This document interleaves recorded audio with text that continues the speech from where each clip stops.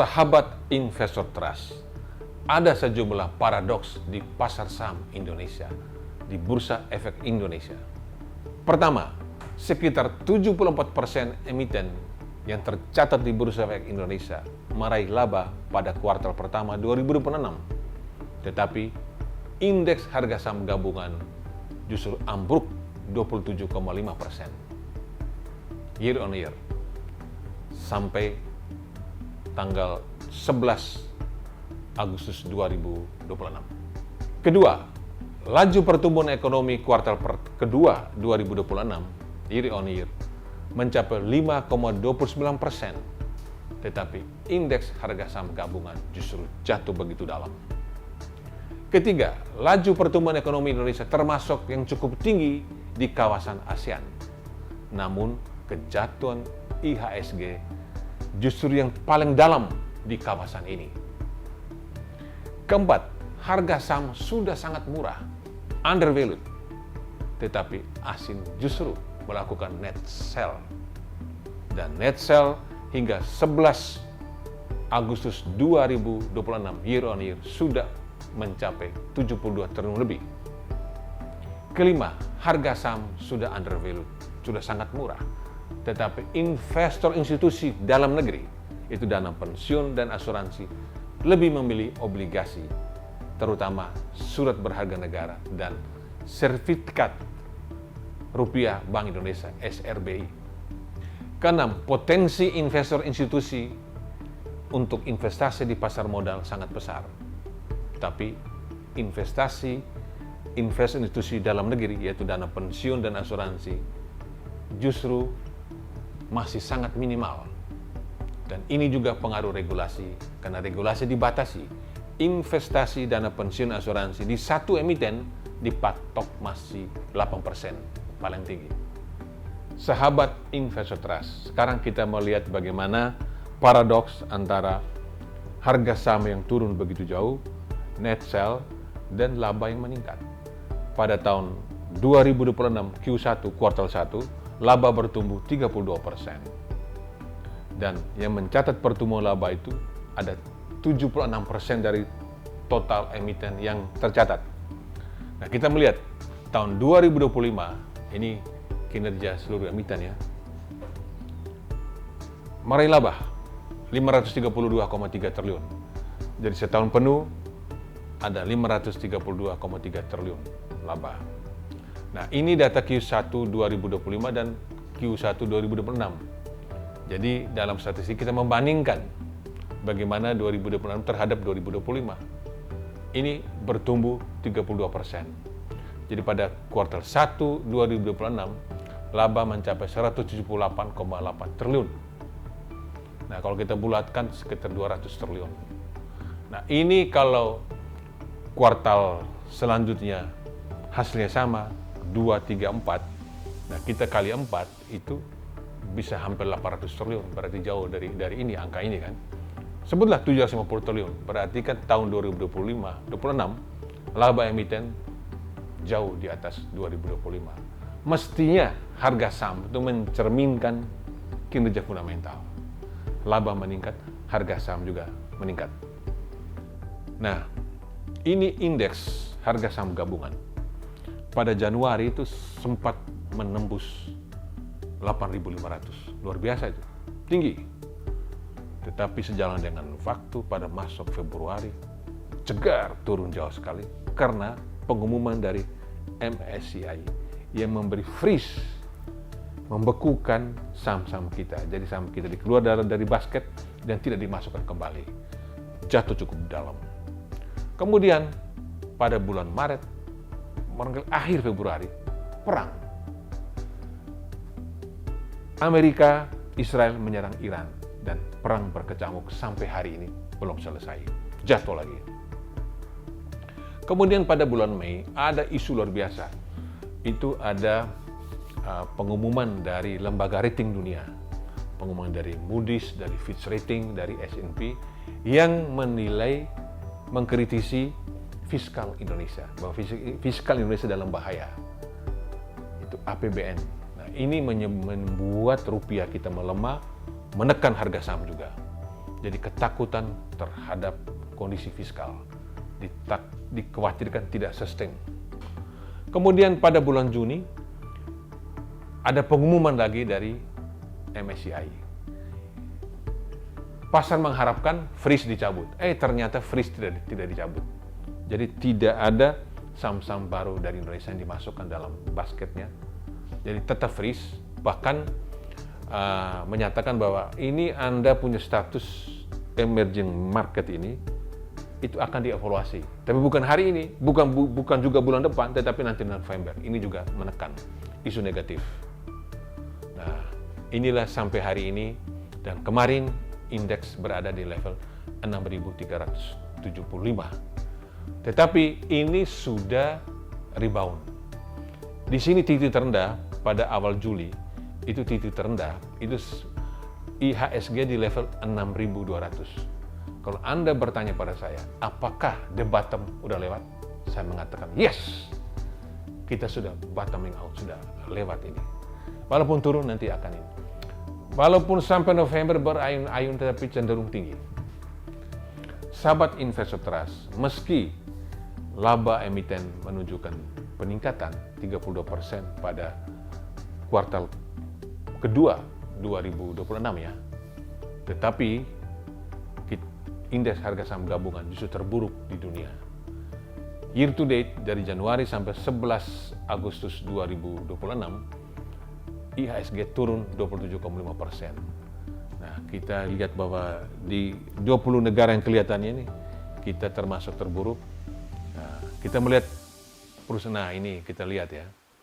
Nah, mana Amerika? Dow Jones ini luar biasa, naiknya 12,3%. Ini bursa Amerika ya, New Stock Exchange, jauh lebih baik dari kita. Kita melihat yang lain, nah ini sudah selesai. Taiwan luar biasa, naiknya 55,1%.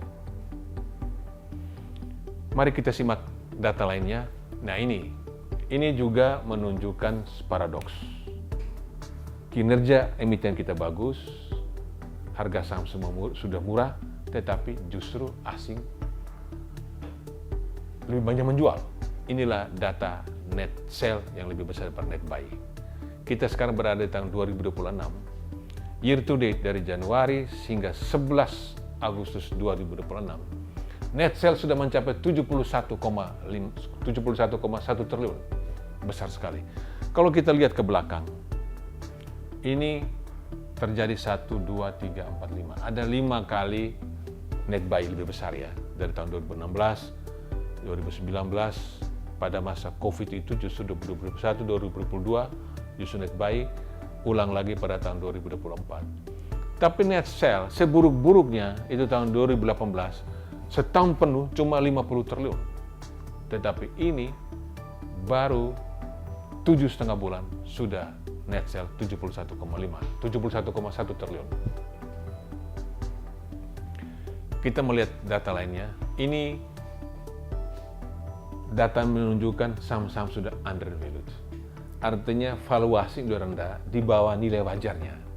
Nah, ini menunjukkan time to buy. Ini saham-saham small cap. Ini adalah kode sahamnya ya. Jadi siapa yang masih punya uang silakan membeli, memperhatikan. Jadi kalau namanya undervalued itu memperhatikan PE ratio-nya, price earning ratio-nya ini rendah. Karena rata-rata di bursa itu, bursa Indonesia ya, bursa Indonesia itu rata-rata sekitar 12,5 kali. Ini sudah banyak yang di bawah, 6,6 kali lah, 2,7 kali, rendah sekali. Sahabat investor trust, kita sekarang melihat bagaimana valuasi mid cap, medium cap. Nah, di sini ada saham-saham yang kita kenal. Sebutlah, ini adalah ada Astra Agrolestari. Ini PE ratio-nya tinggal 7,4 kali. Ini sudah time to buy, sudah sangat murah. Kita sekarang melihat big cap. Nah, big cap ini 1-3 ini bank semua. Ada BCA, Mandiri, BCA, BRI, Mandiri. Ini Mandiri tinggal 6,2 kali PE ratio-nya, BRI 8 kali, BCA walaupun 13,3 kali, tetapi aspek-aspek yang lain menunjukkan saham ini sudah valuasinya rendah. Terus ada perusahaan investasi Astra International Tbk. Ini perusahaan ada otomotifnya, ada finansialnya, ada alat berat UT. Ini perusahaan yang sangat sehat dan divisi otomotif itu masih menjadi market leader di Indonesia. Ini sudah sangat murah, time to buy. Nah, BNI juga perusahaan yang bagus, P/E ratio-nya 6,5 kali. Sahabat Investor Trust,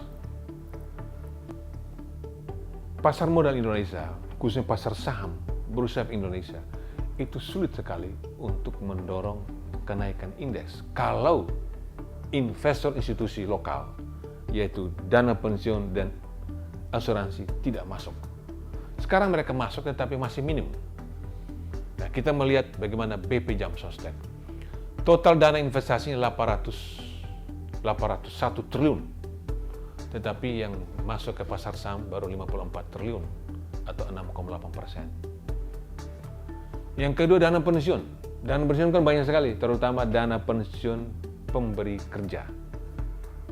Itu punya dana 739 triliun.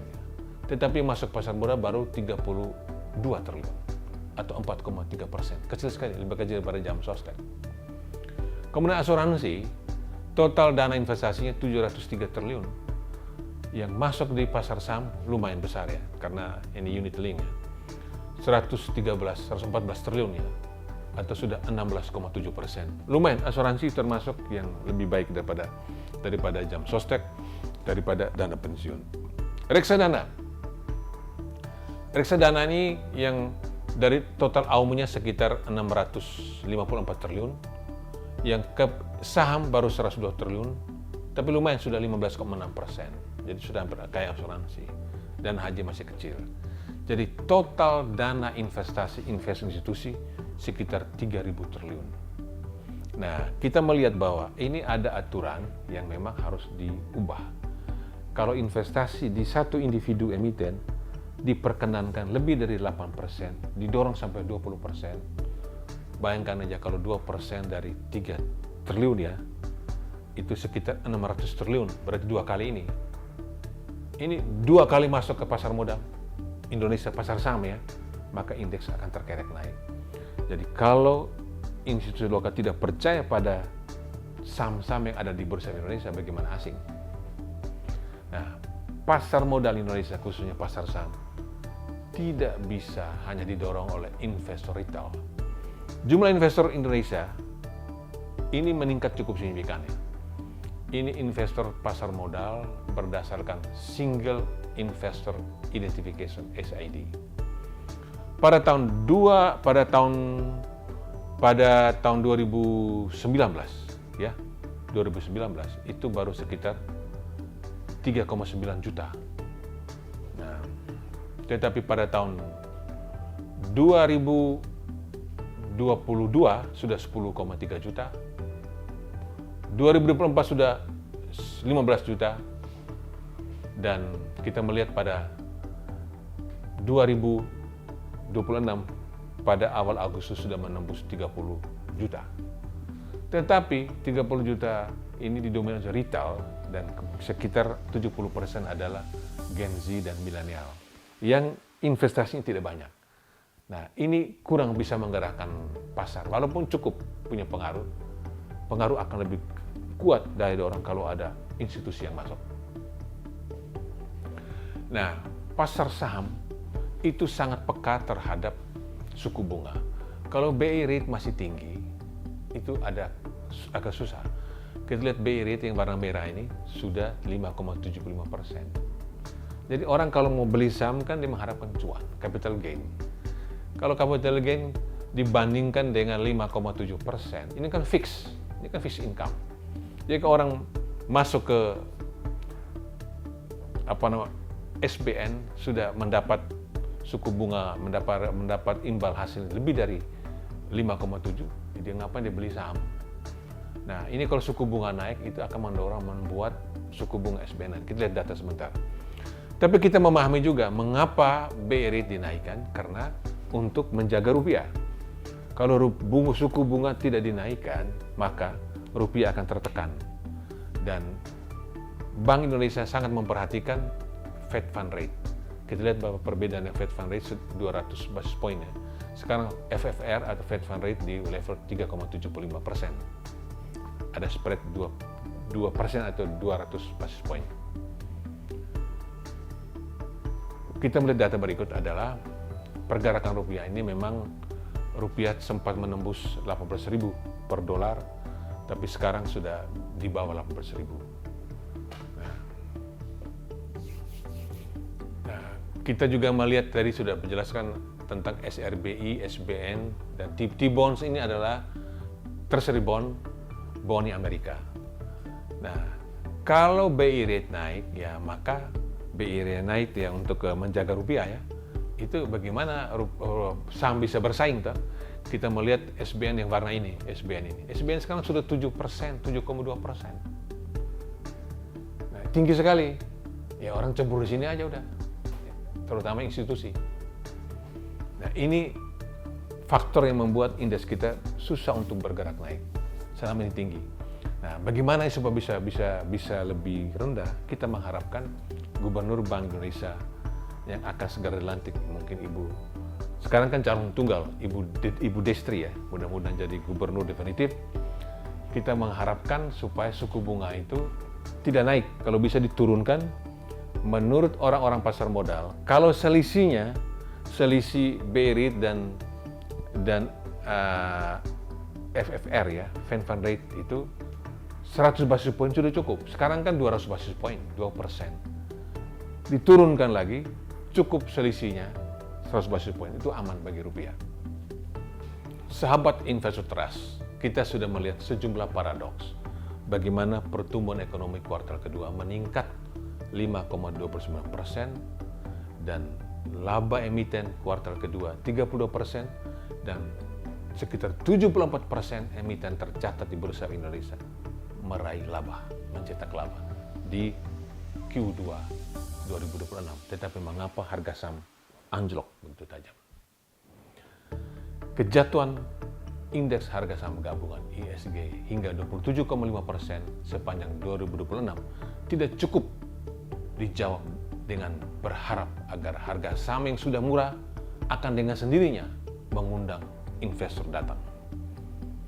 Untuk mendongkrak IHSG kembali rebound dan menembus level 8.000, Indonesia membutuhkan langkah yang lebih fundamental, yaitu mengembalikan kepercayaan investor terhadap pasar modal dan kebijakan ekonomi nasional. Trust harus menjadi kata kunci. Tanpa trust, tanpa kepercayaan, valuasi murah dapat terus menjadi murah karena investor tidak memiliki alasan yang cukup untuk kembali mengambil risiko di Indonesia. Pertama, Otoritas Jasa Keuangan OJK bersama Self-Regulatory Organization SRO, yaitu Bursa Indonesia, KPI, dan KSEI, harus menuntaskan secara konsisten agenda reformasi pasar modal yang telah disampaikan kepada MSCI. Reformasi itu tidak boleh berhenti pada regulasi di atas kertas, tetapi harus terlihat dalam praktik. Transparansi kepemilikan saham, kejelasan beneficial ownership, peningkatan kualitas free float, pengurangan konsentrasi kepemilikan, integritas pembentukan harga, dan penegakan hukum terhadap manipulasi pasar. OJK dan SRO sebenarnya telah menjalankan sejumlah langkah penting, termasuk keterbukaan pemegang saham di atas 1%, pengungkapan high shareholding concentration, klasifikasi investor yang lebih granular, serta kenaikan per tahap minimum free float menjadi 15%. Tantangannya adalah memastikan implementasinya agar benar-benar dipercaya oleh investor global. Kedua, arus modal asing harus dibalik dari net sell menjadi net buy. Net sell asing sudah mencapai 71,1,5 triliun sepanjang tahun year to date sampai 11 Agustus 2026, dan itu merupakan salah satu indikator paling jelas bahwa persoalan pasar modal Indonesia bukan sekedar harga saham. Indonesia harus kembali menarik Global Fund Manager melalui kombinasi valuasi yang menarik. Berilah kepastian regulasi, ada stabilitas rupiah, ada disiplin fiskal, serta kualitas dan likuiditas saham yang memadai. Emiten-emiten besar juga perlu aktif melakukan investor relation global. Indonesia tidak cukup hanya mengatakan bahwa fundamental ekonominya sudah kuat, bahwa pemerintah, regulator, bursa Indonesia, emiten harus mampu meyakinkan investor global bahwa Indonesia memberikan risk adjusted return yang menarik dibandingkan dengan negara lain seperti Thailand, Singapura, Korea, Taiwan, India, atau negara-negara emerging market lainnya. Ketiga, kekuatan investor institusi domestik harus diperbesar. Pasar saham yang sehat tidak boleh terlalu bergantung pada dana asing dan investor retail. Investor institusi lokal, yaitu dana pensiun, perusahaan asuransi, ini harus ditarik. Mereka inilah yang memiliki dana jangka panjang dan mereka ini harus menjadi jangkar di pasar modal Indonesia. Pemerintah dan OJK dapat mengevaluasi batas konsentrasi investasi saham perusahaan asuransi pada satu emiten yang saat ini maksimal 10%. 10% dari total investasi, bukan punya asuransi di dana pensiun. Jadi untuk investasi di satu perusahaan, itu satu individu perusahaan dibatasi maksimal 10%. Itu berlaku buat asuransi dan dana pensiun. Ini harus dievaluasi, dinaikkanlah sampai ke 20%. Untuk saham-saham yang memenuhi kriteria yaitu likuiditas, free float, dan tata kelola yang baik, fundamental yang bagus, serta masuk indeks utama, batas tersebut harus diubah, ditingkatkan secara bertahap sehingga di atas 20%. Sepanjang tetap memperhatikan aset liability matching, solvabilitas, dan manajemen risiko, maka semuanya akan aman. Tujuannya bukan memerintahkan institusi membeli saham, melainkan memberikan ruang lebih besar agar dana jangka panjang domestik dapat menjadi penyeimbang ketika modal asing keluar. Jadi sahabat Investoras, dana invest institusi adalah dana jangka panjang. Dana dikelola dana pensiun, oleh asuransi, oleh PT Jam Sostek, itu dana jangka panjang. Jangka panjang itu berapa tahun sih? Jangka panjang lebih dari 10 tahun, lebih dari 15 tahun. Beda dengan dana individu. Individu kan dana umum jangka pendek yang bisa dipakai, kalau tidak dipakai bulan ini, bulan depan, paling 3 tahun depan. Nah ini in-out-nya besar sekali. Maka kekuatan adalah pada investasi institusi dan jumlahnya besar dana tadi. Kita sebut tadi ada di atas 3.000 triliun. Keempat, pemerintah harus menjadi produsen trust. Jadi trust harus ditujukan lebih dulu oleh pemerintah. Pasar modal itu merupakan cermin dari ekspektasi para investor terhadap ekonomi Indonesia. Jadi kalau indeks jatuh, maka global akan melihat, kan pasar modal ada cermin. Jadi kalau pasar modal buruk, itulah menunjukkan bahwa ekonomi Indonesia lagi buruk. Maka cermin ini harus diperbaiki, pasar modal harus diperbaiki. Tekanan fiskal perlu dikendalikan dengan mengevaluasi efektivitas berbagai program pemerintah dan memetakan prioritas yang jelas. Program besar seperti makan bergizi gratis, MBG, dan Koperasi Desa Kelurahan Merah Putih, KDKMP, harus dilaksanakan secara efektif, efisien, dan transparan, dan memiliki indikator keberhasilan yang terukur jelas. Investor harus diyakinkan bahwa setiap rupiah APBN yang dikeluarkan menghasilkan manfaat ekonomi yang optimal. Dan defisit serta utang pemerintah tetap berada pada jalur yang kredibel. Kebijakan yang baik bukan hanya pro-growth, tetapi juga harus fiskal kredibel, menjaga kredibilitas fiskal. Kelima, kepastian berusaha harus diperkuat. Investor jauh lebih sensitif terhadap ketidakpastian daripada regulasi yang ketat.